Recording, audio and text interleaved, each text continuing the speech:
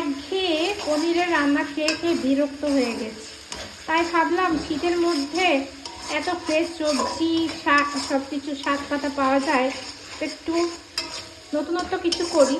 তাই এই যে মেথি শাক দিয়ে, মটরশুঁটি দিয়ে, পনির দিয়ে, মালাই দিয়ে, মেথি মালাই পনির মটরশুঁটি করব। এই যে তার প্রস্তুতি চলছে, এখানে মশলা কষানো হচ্ছে, একদম কাজু, তারপরে যেরকম বাটার চিকেন বা বাটার পনির করে সেরকম টাইপেরই খানিকটা।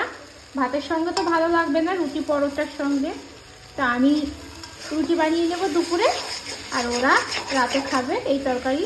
আর এখানে তাছাড়া খিচুড়ি করেছি ওদের জন্য গোবিন্দভোগ চালের, যেহেতু আজকে বৃহস্পতিবার নিরামিষ, সেই জন্য গোবিন্দভোগ চালের খিচুড়ি।